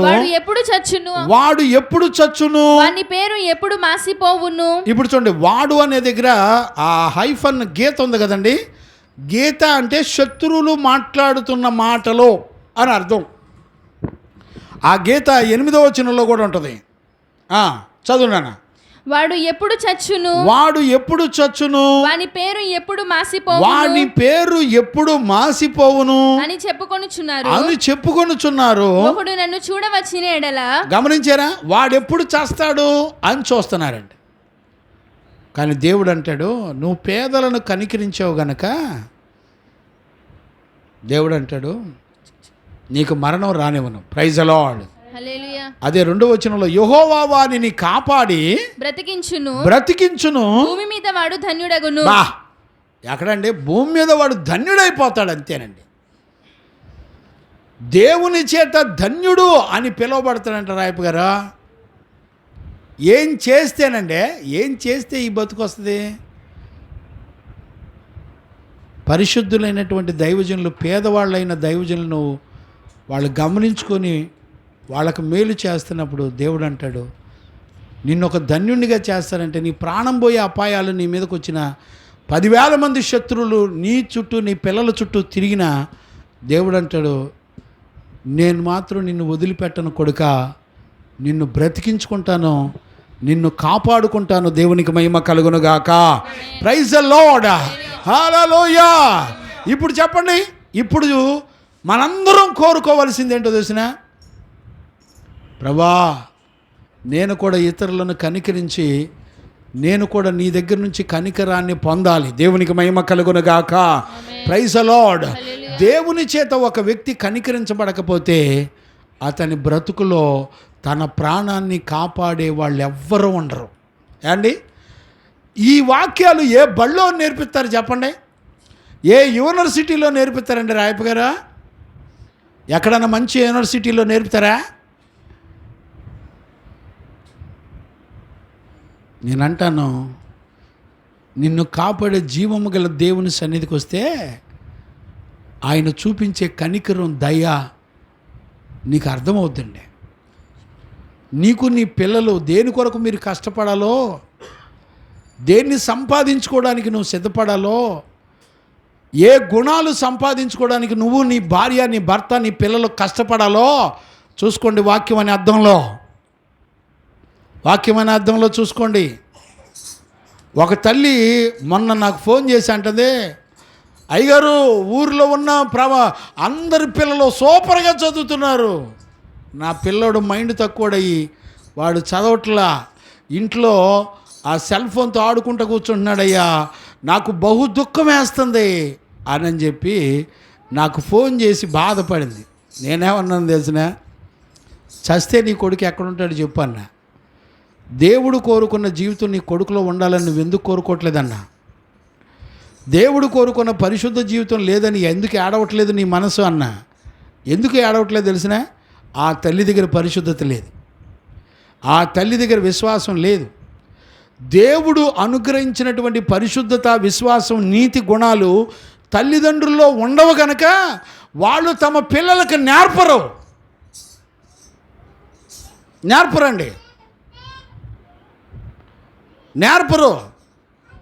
7:30కి ప్రార్థన అంటే నీ పిల్లలు నిద్రపోతున్నారని నువ్వు రాకుండా ఉంటావా ఏమండి? నువ్వు అర్జెంటుగా ఊరు వెళ్ళాలి, ట్రైను 7 గంటలకి ట్రైను. 7 గంటలకి ట్రైన్ అయితే ఎన్ని గంటలకు బయలుదేరి వెళ్తావు? నీ బిడ్డ నిద్రపోతుందని, నీకు పనులు ఉన్నాయని నిదానంగా టైం చూసుకొని నిదానంగా రెడీ అవుతావా? నీకు బుద్ధి ఎవడు చెప్తాడు? నీకు జ్ఞానం ఎవడు చెప్తాడు? నీ పాపాలని క్షమించి నీకు నిత్య జీవాన్ని ఇచ్చి పరలోకం ఇస్తే నీకు నిద్ర కావాలా? ఏమండి, ఉదయకాలంలో 5ంటికి లేగలేవండి. రోగాలతో మూలిగే వాళ్ళు తెల్లవారుజామున 5ంటికి నేను ఫోన్ చేస్తే లెగుతున్నారండి, లెగిసి లైవ్లోకి వచ్చి వాక్యం వింటున్నారండి. నీకేం తప్పుడే? నీ ఒళ్ళు కొవ్వు. నువ్వేం విత్తుతున్నావో అదే పంట కోస్తావు. ఒక భక్తిని నీ బిడ్డలకు నేర్పలేవు. నీ జీవితంలో దేవునితో పరిశుద్ధుల సహవాసం ఎలా అనుసరించాలో నేర్చుకోలేవు. ఎంతకాలం పట్టింది? ఎన్ని సంవత్సరాలు పట్టుద్ది? దేవుడు అంటాడు, నువ్వు ఇతరులను కనికరించే మనసు నీలో ఉంటే నువ్వు కూడా కనికరించబడతావు. దేవునికి మహిమ కలుగును గాక. Praise the Lord. హల్లెలూయా. దేవునికి మహిమ కలుగును గాక. దావీదుకి శత్రువులందరూ చచ్చిపోయాడు అని కోరుకున్నారంట. ఆయన మరణాన్ని కోరుకున్నాడంట. దావీదు మరణాన్ని కోరుకున్నారు. కానీ దేవుడు మాత్రం అతనిని కనికరించక మానలా. భూమి మీద వాళ్ళు ధన్యులవుతారు. వాని శత్రువు ఇచ్చకు వానిని అప్పగింపవు. శత్రువులు కోరుకున్నట్టుగా దావీదును దేవుడు అప్పగించలా. శత్రువు యొక్క ప్రతి ఆలోచనను సిగ్గుపరిచాడు. ఏమండి, పరిశుద్ధ సహవాసంలో నీకు బల్లారాధన ఉంటే నీకు ఆఫీసులు కావాలా?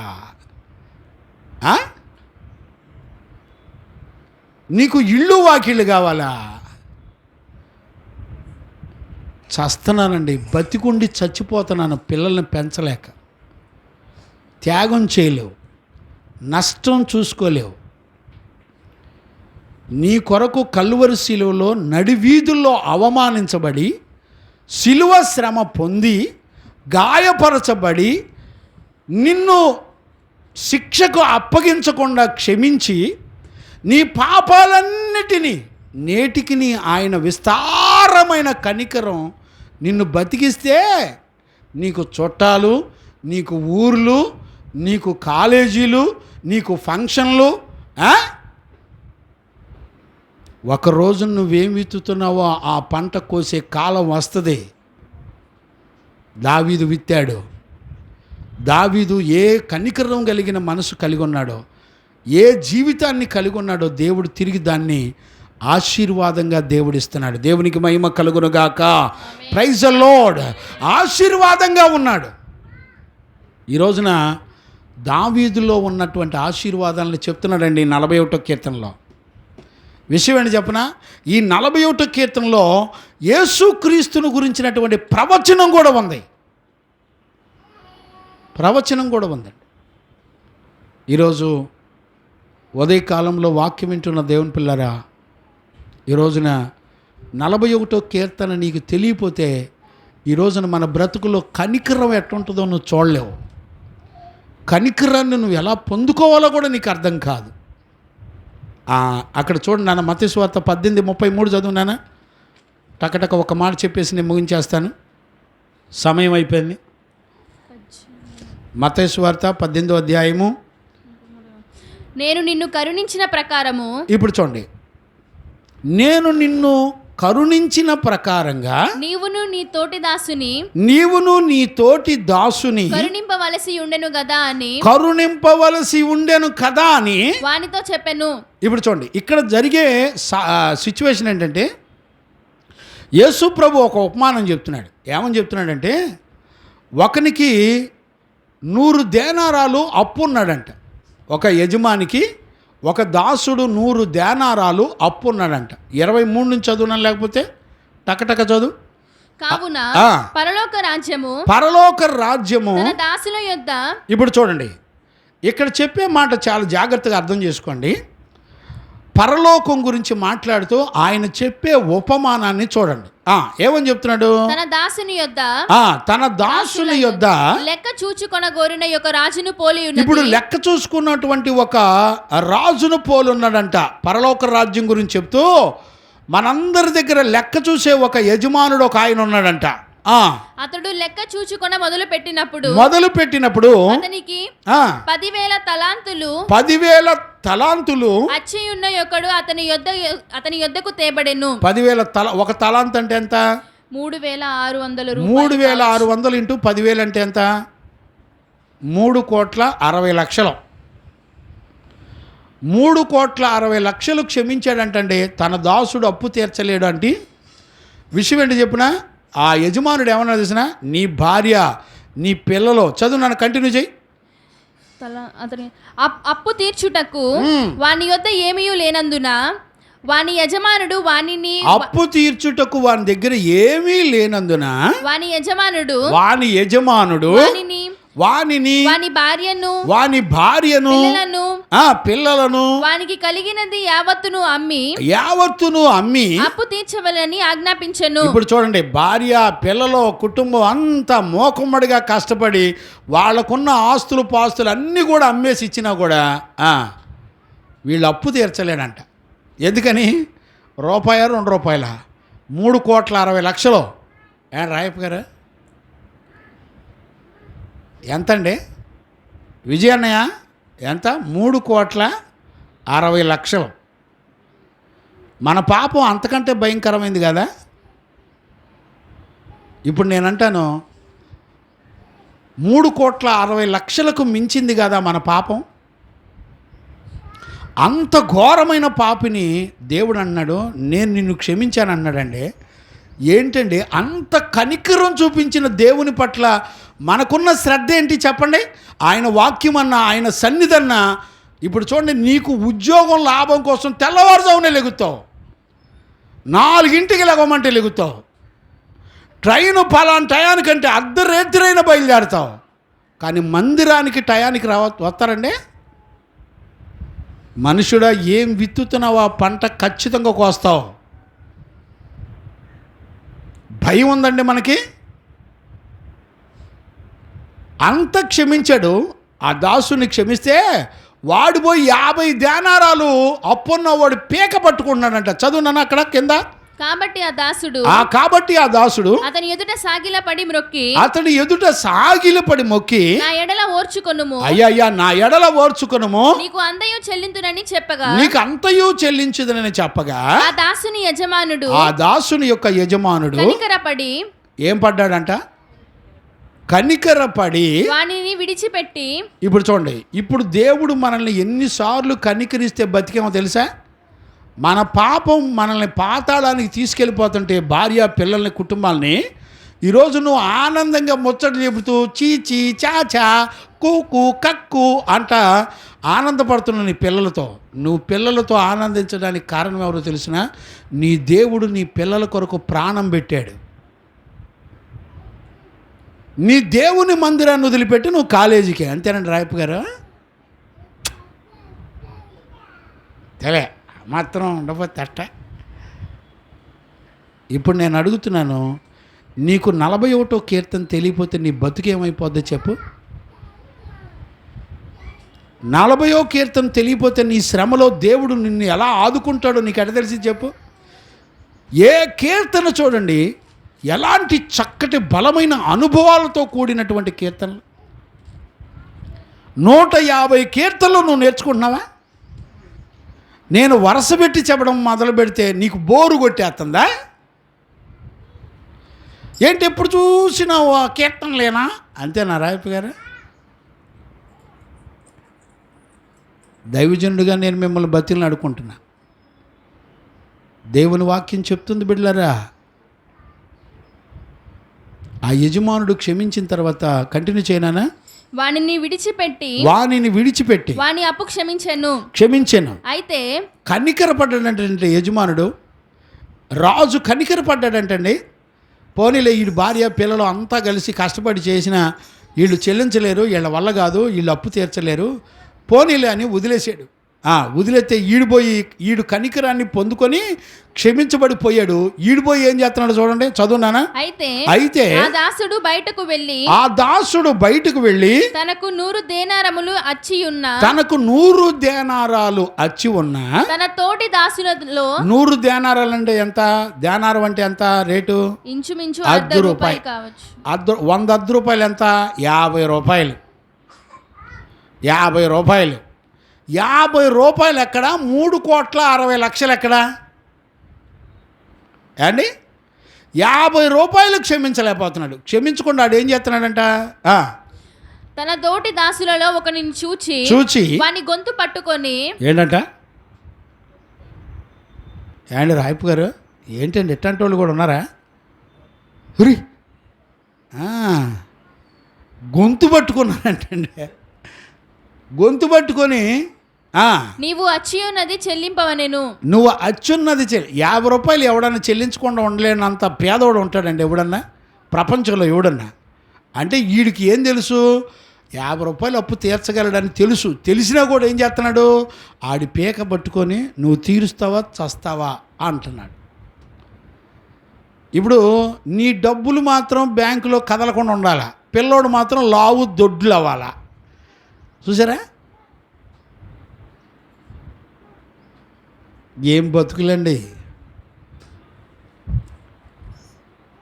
లేఖనం అనే వాక్యం అనే అర్థంలో మన బతుకులు చూసుకోకపోతే మన బ్రతుకులో ఉన్న లోపాలు దిద్దుకోవడం కష్టమండి. నేను తండ్రిగా దైవజనుడిగా మిమ్మల్ని కాళ్ళు పట్టుకొని బతిలాడుకుంటున్నాను. పరిశుద్ధుల సహవాసాన్ని, ఉపదేశాన్ని, పరిశుద్ధ బల్లాన్ని, పరిశుద్ధమైన కార్యాల్ని, నీతిమంతులను మిమ్మల్ని సహించుకొని దేవుని ఎదుట మరి మిమ్మల్ని కనికరించమని బతిలాడుకునే పరిశుద్ధులను వదిలిపెట్టమాకండి. సొదొమ గొమొర్రాల మీదకి అగ్ని గంధకాలు దిగి వస్తుంటే నీతిమంతులు ఒక్కడుంటే విడిచిపెడతావా అని అబ్రహాము బతిలాడుకున్నాడండి. నీతిమంతుల మొరను ఆలకించి క్షమించేటువంటి దేవుడు ఆయన. ఒక కుటుంబానికి నీతిమంతుడే గనక అడ్డు పడకపోతే నిన్నెవరు క్షమిస్తారు చెప్పండి? ఇప్పుడు ఆడు పీక పట్టుకొని 50 రూపాయలు తీర్చగలడన్న సంగతి కూడా తెలిసినా కూడా పీక పట్టుకొని వసూలు చేస్తున్నాడు. ఆ సంగతి అంతా పోయి కంటిన్యూ చేయమ్మా. అందుకు వాని తోడి దాసుడు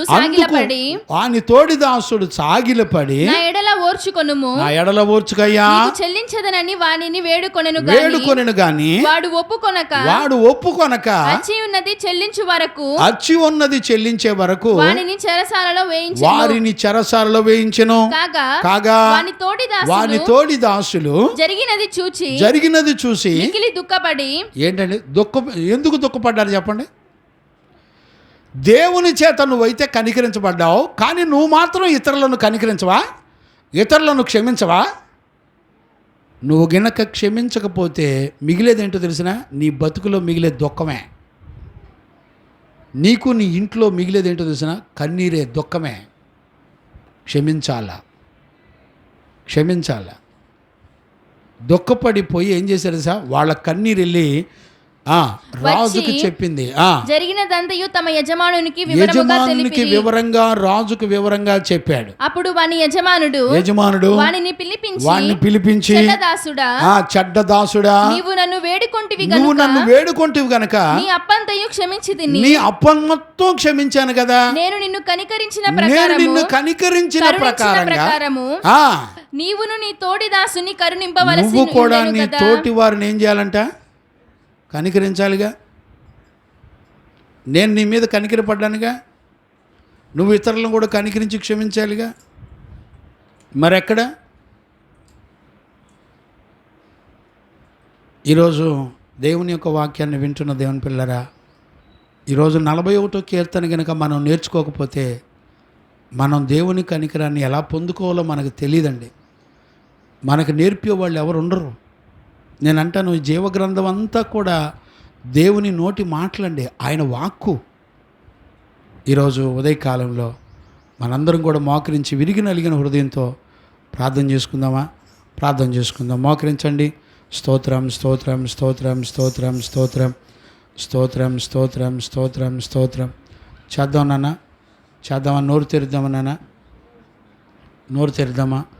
దేవుడు నిన్ను ఎంత కనికరిస్తున్నాడో, ఆయన విస్తారమైన కనికరము, దయ, జాలి, ఇదిగో బేదలను కనికరించువాడు ధన్యులు అని చెప్పబడింది బిడ్డలారా. ఈరోజు ఒకవేళ కనికరము కలిగిన వారు కనికరాన్ని పొందుతారు అని చెప్పాడు. ఈరోజు నువ్వు ఇతరులను కనికరపడి క్షమించే పరిస్థితుల్లో గనక నువ్వు లేకపోతే దేవుడు నిన్ను క్షమించలేడు.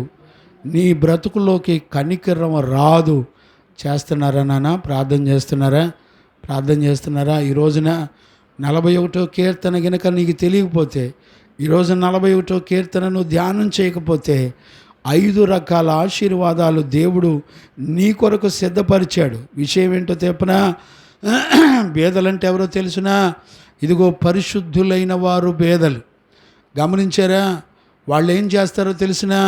నీ పాపాన్ని సహించి, నీ తిరుగుబాటుని సహించి, ఓర్చుకొని, నిన్ను క్షమించి, నిన్ను పరలోక రాజ్యానికి సిద్ధపరచడానికి పరిశుద్ధులు నీ మీద కనికరపడతారు. ఈ రోజున పరిశుద్ధులు కనికరించకపోతే నీ బ్రతుకుని ఎవరు క్షమిస్తారు? నువ్వు ఎప్పుడు కనికరించబడతావు? కనికరమ్మ కలిగిన వ్యక్తిగా నువ్వు ఉండాలని దేవుడు కోరుకుంటున్నాడు బిడ్డలారా. ఈరోజు నువ్వు వాక్యం విన్నావు కదా, అయ్యా నేను కనికరమ్మ కలిగిన వాడిగా, అనేకులను క్షమించేవాడిగా నేను ఉండాలయ్యా. పేతురుతో ప్రభు మాట్లాడినప్పుడు పేతురు అడిగాడు, అయ్యా నా పొరుగు వారిని నేను ఎంతవరకు క్షమించాలి? 70 ఏండ్ల మట్టుకు నువ్వు క్షమించాలి అని ప్రభు చెప్తూ వచ్చాడు. పరలోక రాజ్యము లెక్క చూచుకునే ఒక యజమానుని, రాజును పోలున్నాడని ఇదిగో దేవుడు చూస్తున్నాడు. ఆయన లెక్క చూస్తే మన పాపపు బతుకంతా కూడా మనం ఎన్నడూ కూడా ఆయన రుణం తీర్చలేం, ఆయన అప్పును తీర్చలేం. మనము, మన భార్య, పిల్లలు, కుటుంబాలు అందరూ కష్టపడిన అప్పులు తీర్చలేం. దేవుడు కనికరిస్తే ఈరోజు నువ్వు నేను బతుకున్నాం. ప్రార్థన చేస్తున్నావా? ప్రభు పాదాలు పట్టుకుందాం, అయ్యా అని మనం బ్రతిలాడుకుందాం, ప్రార్థన చేసుకుందాం. మహాపరిశుద్ధుడైన తండ్రి, ఈరోజు పునరుద్ధాన దినాన 41వ కీర్తన ద్వారా మాతో మాట్లాడిన తండ్రి నీకు స్తోత్రాలు. ఒక ధన్యుడికి నువ్వు ఇచ్చే ఆశీర్వాదాలు ఎలాగుంటాయో, దావీదు ఒక ధన్యకరమైన జీవితం చేశాడయ్యా. దావీదు అనేకుల్ని క్షమించాడు, అనేకుల మీద కనికరపడ్డాడు. ఇదిగో సౌలును క్షమించాడు, సౌలు మీద తిరుగుబాటు చేయకుండా తగ్గించుకున్నాడు. ఇదిగో దేవుడు కూడా అతను దావీదును ఆశీర్వదించాడు. 5 రకాల ఆశీర్వాదాలు కలిగిన వాడిగా దావీదు తన అనుభవాన్ని 41వ కీర్తన ద్వారా దేవుడు మనతో మాట్లాడుతున్నాడు. బేదలంటే ఎవరో తెలిసిన నీ కొరకు ఇదిగో దేవుని పిలుపు మేరకు సమస్తాన్ని నష్టపరుచుకొని ఇదిగో నిన్ను కాపాడి, నీ మీద కనికరపడి, నీ పాపాన్ని, నీ తిరుగుబాటుని గద్దించి బుద్ధి చెప్పి సరిచేసి దేవుని ఎదుట నిన్ను నిలబెట్టడానికి ఇదిగో పరిశుద్ధులు, దేవుని పిలుపుని అందుకొని వచ్చినటువంటి నీతిమంతులైనటువంటి అపోస్తులు పేదవారు. ఈ రోజున నీ జీవితంలో నీకు అర్థమవుతుందా? ఈరోజు నువ్వు ఆదరించగలుగుతున్నావా?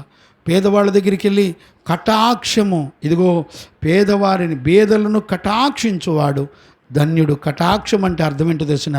నువ్వు వెళ్ళి ఆ పేదవాడి దగ్గరికి వెళ్ళి కూర్చొని ఏమేం కావాలో అవసరాలు కూర్చొని చూసి ఆ అవసరాలు తీర్చి ఆదరించి మేలు చేయాలి. దానినే అలాంటి వారిని దేవుడు అంటాడు ధన్యుడు అంటాడు. అలాంటి వాళ్ళని ఆపత్కాలంలో నుండి దేవుడు యెహోవా నిన్ను తప్పిస్తాడు, వారిని బ్రతికించి కాపాడి బ్రతికిస్తాడు. వాడు ధన్యుడవుతాడు. వాడిని శత్రువులు ఇచ్చక అప్పగించవు. రోగశయ్య మీద అతనిని ఆదరిస్తావు. రోగాలు వచ్చినా కూడా అతనిని స్వస్థపరుస్తావు. ప్రభా, ఎంత మంచి ఆశీర్వాదాలు ఇచ్చావు. ఈ రోజున పేదవారిని మేము పలకరించి వెళ్ళి ఏం జరుగుతుందో కనుక్కొని వాళ్ళ అవసరాలు తీర్చే జీవితం ద్వారా ఒక ధన్యకరమైన జీవితాన్ని మాకు అనుగ్రహించావు. అలాంటి కృపను మీరు మాకు అనుగ్రహించినందుకు స్తోత్రాలు చెల్లిస్తూ యేసయ్య నిన్ను అడిగి పొందినాము తండ్రి, ఆమెను. ప్రార్థన ఆలకించి అడిగినవన్నీ పొందుకునే భాగ్యం ఇచ్చి నడిపించిన యేసయ్యకు స్తోత్రము చేయదమో. స్తోత్రం, స్తోత్రం, స్తోత్రం. ఆమేన్. మనందరం లేచి నిలబడి ఒక పాట పాడుతుండగా మనలను మనం ప్రభుకు సమర్పించుకుందాం.